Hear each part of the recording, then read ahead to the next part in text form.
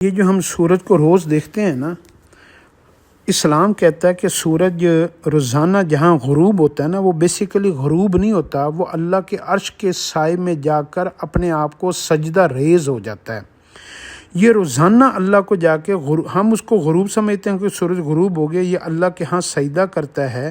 اور اللہ سے دوبارہ اجازت طلب کرتا ہے طلوع ہونے کی، اور اس کو اجازت مل جاتی ہے۔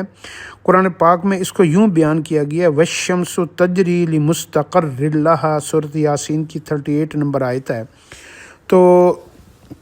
جس کا مفہوم ہے اور آفتاب اپنے ٹھکانے کی طرف چلتا رہتا ہے۔ اور حدیث میں آیا ہے کہ جو سورج کی جو قرار گاہ ہے نا، اس کے جو جہاں پہ اس کا ٹھکانہ ہے، وہ عرش کے نیچے اللہ نے اس کا ٹھکانہ رکھا ہے۔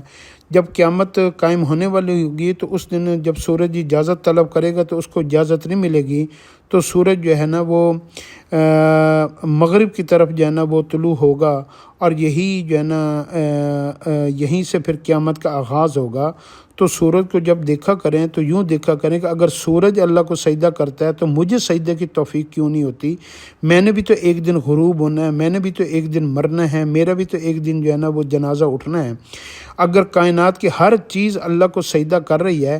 دیکھنے والی جو آنکھ ہوتی ہے نا، وہ عبرت اگر پکڑ لینا، انسان اگر کسی چیز کو بھی دیکھے نا، تو انسان اسی سے بھی اسلام کی تبلیغ اپنے اندر پیدا کر سکتا ہے۔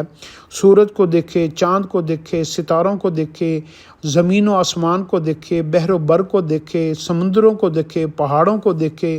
اور جو ہے نا ہر چیز کو دیکھ کر بھی انسان کو اللہ کی یاد آ سکتی ہے، اگر اس کا ضمیر زندہ ہے اور دیکھنے والی آنکھ میں عبرت ہے، اور عقل جو ہے نا اس کا شعور کا لیول بہتر ہے، اور دل اس کا پاک صاف ہے، تو انسان ہر چیز سے عبرت بھی پکڑ سکتا ہے، سمجھداری بھی لے سکتا ہے، اور انسان ہر چیز سے رہنمائی بھی لے سکتا ہے۔